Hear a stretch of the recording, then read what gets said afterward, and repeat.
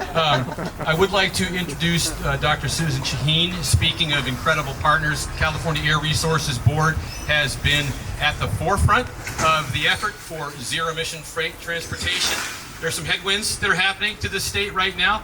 The WattEV's project right now, right here today, is testament that that's not necessarily a barrier to achieving the goals that the state has set out to do. So I would like to introduce Dr. Shaheen. She is an East Bay local, recognized as a leading international expert in innovative mobility strategies. And she is like the resident academic now that Dr. Sperling is gone from the Air Resources Board. She's the main brain trust behind that board right now, I think. She's giving me the eye, but all right, Dr. Shaheen, if you wouldn't mind, come on up.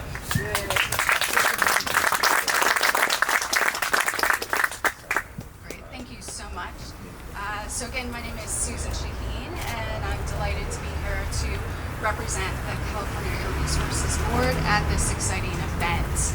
So CARB, along with our partners at the California Energy Commission and the larger utilities serving California's ports and freight corridors, continue to work collectively to ensure that infrastructure investments are aligned with planned zero-emission truck deployments. Recent developments at the federal level have not changed this commitment.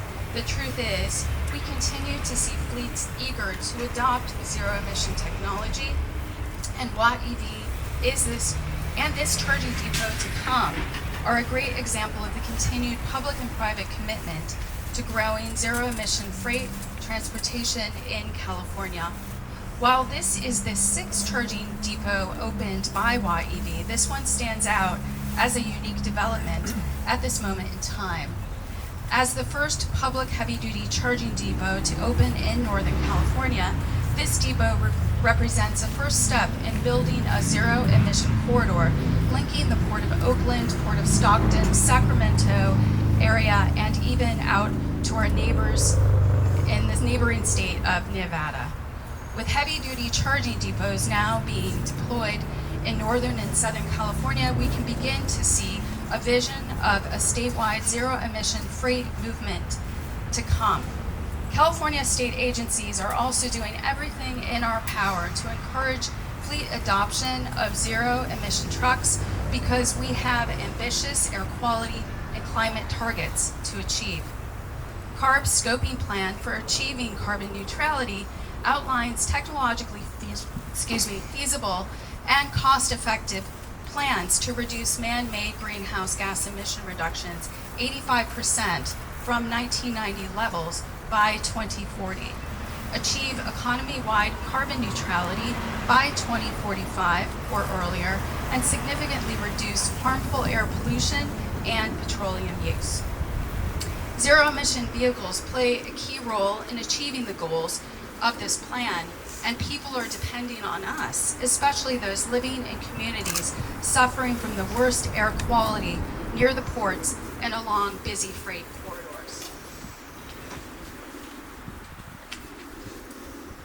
I have more good news on the zero-emission vehicle side of the equation.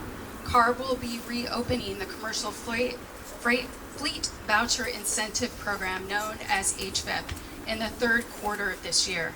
To support a smooth launch, ensure transparency, and provide time to build fleet readiness, the fiscal year 2024-2025 implementation manual will be released at least 45 days before these undeemed returned funds are made available again. As we work to ensure that HVIP accelerates the deployment of zero-emission vehicles, CARB is also coordinating closely with our colleagues at the Energy Commission to provide funding to support the continued expansion of the ZE infrastructure.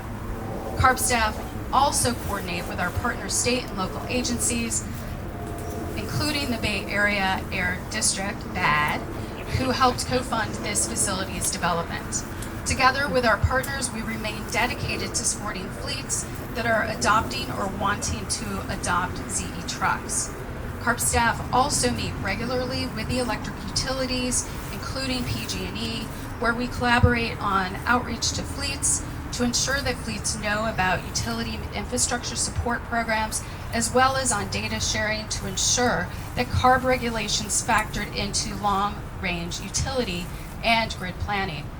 And at CARB, we are organizing with fleets and industry partners, convening infrastructure work group meetings because public and private fleet partners continue to see value in tackling infrastructure challenges. Through these working groups and other efforts, CARB is working to identify the challenges and explore strategies for charging and hydrogen fueling infrastructure alongside our public and private partners. Beyond working to build more large charging depots like the one we are seeing today, we are also working to enable other innovative solutions like temporary and mobile charging and hydrogen fueling, microgrid strategies, and flexible site energization.